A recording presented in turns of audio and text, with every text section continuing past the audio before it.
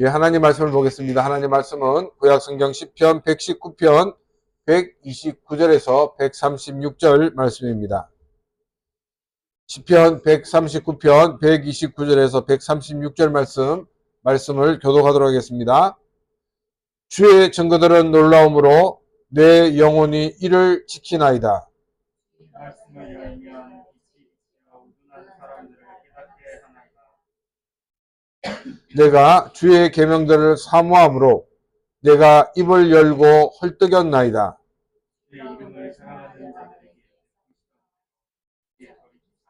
내게 은혜를 베푸소서. 나의 발걸음을 주의 말씀에 굳게 세우시고 어떤 죄악도 나를 중언하지 못하게 하소서. 하나님께서 나를 구원하소서. 그리하여 내가 주의 법도들을 주의 얼굴을 주의 종에게 비추시고 주의 율례로 나를 가르치소서. 지키리. 주의 법을 지키지 아니함으로 눈물이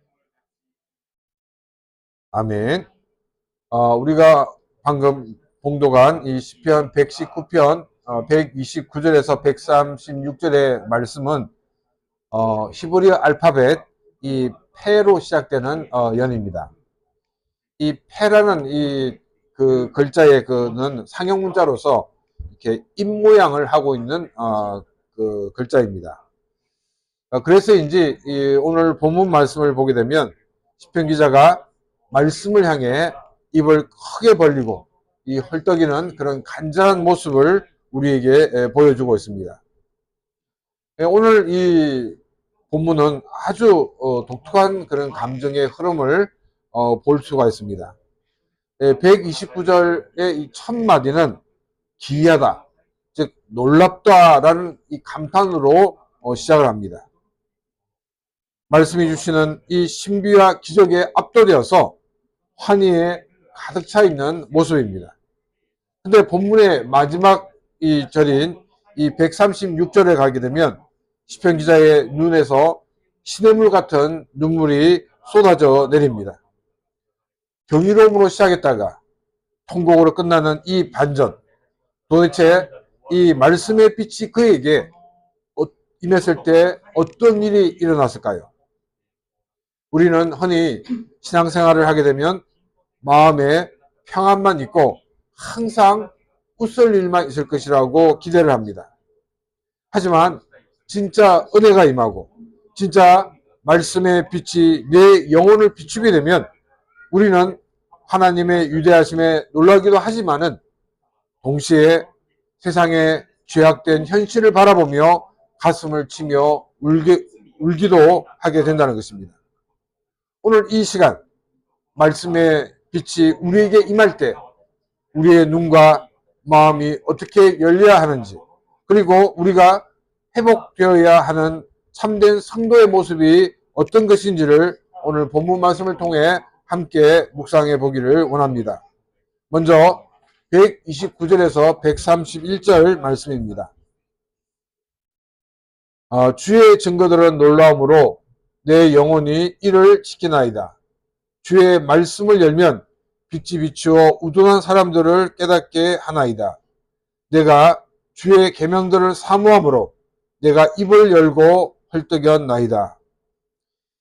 129절 말씀에서 하나님 말씀을 향해 첫 마디를 이렇게 던지고 있습니다. 주의 증거들은 놀랍습니다. 그래서 이 놀랍다라는 이 단어는 이 단순히 감탄을 할 때 쓰는 그 단어가 아니라는 것입니다. 구약 성경에서 이 단어가 나올 때 그 배경을 보게 되면 이 초자연적인 하나님의 역사가 임할 때 이런 단어를 사용하고 있다는 것입니다. 예를 들어서 이스라엘 백성들이 이집트에서 나오게 될 때 그 땅에 임한 10가지 재앙, 그리고 홍해가 갈라져서 이 마른 땅이 되어서 건너간 이 사건, 인간의 이성으로 도저히 설명할 수 없는 기적들을 말할 때 사용되는 단어라는 것입니다. 근데 시편 기자는 지금 눈앞에 홍해가 갈라지는 것을 보고 놀랍다고 말하는 것이 아닙니다. 그러면 이 시편 기자에게 놀랍다라고 고백을 하게 되는 것은 무엇이겠습니까? 그것은 매일매일 읽는 이 성경에 기록된 홍해가 갈라지고 또한 놀라운 하나님의 능력인 이 기적의 책. 그런데 이것이 단지 그 성경에 기록된 것만이 아니라 동일한 하나님이 나에게도 역사하고 있다는 사실입니다. 내가 살아가는 가운데 일어나는 이 모든 것들이 정말로 우리의 지혜로, 우리의 지식으로 이해할 수 없는 그런 놀라움들이 일어나고 있다는 그런 고백 속에서 놀랍다라고 말을 하고 있다는 것입니다. 하나님의 말씀이 우리에게 임할 때 어떤 일이 일어납니까? 이 130절 말씀을 직역을 하면 이렇게 됩니다. 당신의 말씀들이 열리면 빛을 비추어 우둔한 자들에게 깨달음을 줍니다. 저는 이 고등학생 때 성경을 참 많이 읽었습니다. 솔직히 말씀을 드리면 당시에는 사실 무슨 뜻인지 모르고 그냥 읽었습니다. 그저 읽어야 된다. 성경을 읽어야 된다는 그 부담감을 가지고 또 사명감을 가지고 성경을 읽어 내려갔습니다. 그런데 어느 날 성경을 읽는데 놀라운 경험을 하게 되었습니다. 과거에 무심코 읽었던 그 하나님의 말씀. 근데 지금 내가 읽고 있는 이 말씀이 이렇게 서로 연결이 되면서 내가 이해할 수 없었던 그 하나님의 말씀을 이해하는 그런 놀라운 경험을 하게 되었습니다. 정말 어린 나이였지만 전율을 느꼈습니다. 닫혀있던 그 하나님의 말씀이 열리는 순간 제 영혼이 빛이 들어왔던 것입니다. 하나님의 말씀은 내 지적인 능력으로 연구해서 깨달을 수 있는 것이 아닙니다. 하나님이 열어주셔야 하는 것입니다. 말씀이 열린다는 것은 성령의 조명을 의미하고 있습니다.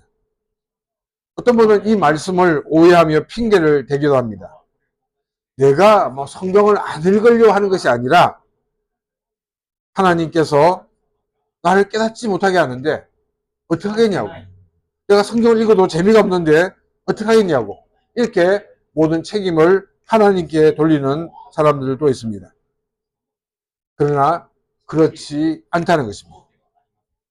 하나님은 하나님의 뜻을 감추기 위해 성경을 주신 게 아니라 하나님의 뜻을 알리기 위해 계시하여 기록하게 하셨다는 것입니다. 이미 빛은 우리 앞에 와 있습니다. 우리가 깨닫지 못하는 진짜 이유는 하나님이 문을 닫으셨기 때문이 아니라 우리의 마음의 창문에 낀 죄의 때와 그리고 나의 선입견이라는 커튼이 그 빛을 가리고 있기 때문입니다. 말씀에 집중하지 못하고 세상의 소리에 귀를 기울이는 이 산만함이 그 빛을 차단하고 있는 것입니다. 이 130절은 이 빛이 비추면 우둔한 자가 깨닫게 된다라고 말하고 있습니다.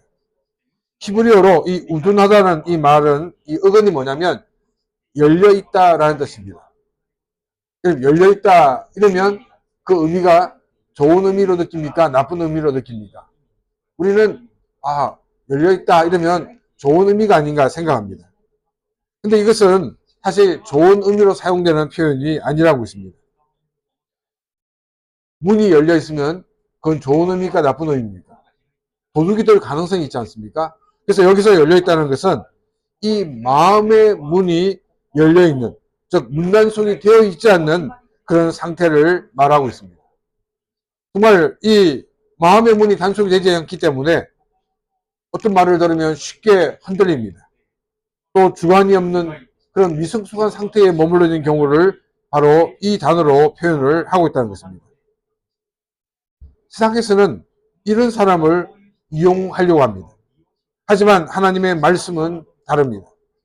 세상 물정을 모르고 부족한 사람이라 할지라도 자신의 무지함을 인정하고 하나님 앞에 마음의 문을 열기만 하면 말씀의 빛이 들어가 그를 지혜로운 자로 변하게 한다는 것입니다. 이것이 바로 하나님의 말씀의 능력입니다. 이렇게 말씀의 귀함을 맛보고 그 빛을 경험한 사람은 어떻게 반응을 합니까? 131절입니다. 내가 입을 크게 벌리고 헐떡였나이다. 이 표현은 마치 사슴이 목이 말라서 물을 찾는데 정말 이렇게 물냄새를 맡고 미친 듯이 달려가서 입을 벌리고 물을 마시는 그와 같은 모습을 우리에게 연상시키고 있는 단어입니다. 또 이 둥지에 있는 아기 새가 어미 새가 물을 얻어주는 그 먹이를 기다리며 입을 이렇게 벌리고 있는 그런 간절함을 우리에게 보여주고 있는 단어입니다. 시편 기자에게 이 하나님의 말씀은 교양 수업이나 또한 취미 생활이 아니었습니다. 이것은 생존의 문제였습니다. 물이 없으면 죽는 것 같이 하나님의 말씀이 없어서 헐떡이는 것 같은 모습을 우리에게 보여주고 있습니다. 주님, 주의 계명을 사모하기에 내가 입을 벌리고 헐떡입니다. 이 말씀의 빛이 없으면 나는 한순간도 살 수가 없습니다. 이 거룩한 굶주림, 이 영적인 헐떡임이 오늘 우리에게 있는지 돌아보시기를 바랍니다. 말씀의 기이한 빛을 맛본 자만이 이토록 간절하게 말씀을 사모할 수가 있는 것입니다. 132절에서 134절입니다. 내가 주의 계명들을 사모함으로 내가 입을 열고 헐떡였나이다. 주의 이름을 사랑하는 자들에게 베푸시던 대로 내게 은혜를 돌이키사 내게 돌이키사 내게 은혜를 베푸소서. 나의 발걸음을 주의 말씀에 굳게 세우시고 어떤 죄악도 나를 주관하지 못하게 하소서. 사람의 밖에서 나를 구원하소서. 그리하시면 내가 주의 법도들을 지키리이다. 우리가 처음 말씀을 통해 은혜를 깨닫게 되었을 때 어떤 기분이 듭니까? 마치 이 세상의 모든 것을 얻은 것 같습니다. 그리고 내가 뭔가 선포하면 그 말씀이 그대로 이루어질 것처럼 느껴집니다. 하지만 우리가 마주하는 이 현실은 그렇게 녹록하지 않습니다. 우리가 하나님의 은혜를 모를 때는 세상도 우리를 그냥 가만히 둡니다. 그러나 우리가 은혜를 받기 시작하면 정말 세상은 귀신같이 그것을 알아차리고 우리를 공격하기 시작합니다. 마치 빛이 들어오면 어둠이 움직이는 것과 같은 그와 같은 모습입니다. 그래서 시편 기자는 132절에서 이렇게 간구합니다. 주의 이름을 사랑하는 자에게 베푸시던 대로 내게 은혜를 베푸소서. 여기서 베푸시던 대로라는 이 말은 하나님의 정해진 법도, 하나님의 정해진 것 같은 규례를 의미하고 있습니다. 즉, 하나님께서는 주의 이름을 사랑하는 자들에게 은혜를 베푸시는 것은 하나님의 변하지 않는 것 같은 법칙으로 삼으셨다는 것입니다. 시편 기자는 이 은혜가 어떤 특별한 영웅들에게만 주어지는 것이 아니라 주님을 사랑하는 모든 사람들에게 열려있음을 알았습니다. 그러므로 우리도 믿음의 선배들이 이 은혜의 법칙을 붙들고 승리했던 것처럼 동일한 은혜를 구하여 이 영적인 승리에서 승리를 하는 복된 삶이 되시기를 바랍니다. 이어지는 133절에서 시편 기자는 은혜 받은 자가 구체적으로 어떻게 살아야 할지를 보여주고 있습니다. 나의 발걸음을 주의 말씀에 굳게 세우시고 어떤 죄악도 나를 주관하지 못하게 하소서. 은혜 받은 자는 감정에 취하는 사람이 아닙니다. 자신의 발걸음, 즉 자신의 삶의 모든 태도와 방향을 하나님 말씀 위에 고정하는 사람들입니다. 여기서 굳게 세운다라는 이 표현은 흔들리지 않게 고정한다는 뜻입니다. 하나님은 날마다 말씀을 통해 우리의 삶을 견고하게 세우기를 원하고 계십니다. 근데 문제는 우리가 종종 그 말씀을 거부한다는 것입니다. 주님, 아직 무리입니다. 지금은 너무 바쁘니 나중에 하겠습니다. 라며 하나님의 말씀의 통치를 미룹니다. 그러나 기억하시기 바랍니다. 말씀이 나를 주장하지 않으면 반드시 죄악이 나를 주장하게 됩니다. 중간지대는 없습니다. 그러므로 어떤 죄악도 나를 주관하지 못하게 하소서라는 기도는 오직 말씀만이 나를 지배하게 하소서라는 적극적인 순종의 고백이 되어야 하는 것입니다. 내가 포기하지 못하고 움켜쥐고 있는 것을 놓으시기를 바랍니다. 주님께 전적으로 맡길 때 죄의 권세는 힘을 잃게 됩니다. 134절에서는 시편 기자는 사람의 밖에서 나를 구원하소서라고 기도하고 있습니다. 앞서 말씀드린 것처럼 우리가 은혜 안에 거하고 말씀대로 살려고 할 때 세상의 방해와 사람들의 그 밖에는 더욱 거세질 수가 있습니다. 근데 시편 기자는 구원을 요청하는 목적이 중요합니다. 단순히 고통을 피하기 위해서가 아닙니다. 그리하시면 내가 주의 법도를 지키리이다. 즉 그 문제가 해결되기를 원하는 궁극적인 목적은 편안한 삶이 아니라 하나님을 더 잘 숨기고 하나님의 말씀에 순종하기 위함이란 것입니다. 믿음의 사람을 향한 박해는 다양한 모습으로 다가옵니다. 우리가 깨어있지 않으면 한순간에 무너질 수가 있습니다. 그럼 우리는 나를 괴롭히는 사람과 환경에 대해서 생각하기보다는 이 상황을 통해 내 안에 가시들을 제거하시려는 하나님의 섭리가 무엇인가를 찾아야 합니다. 박해하는 자들을 위해 기도하시길 바랍니다.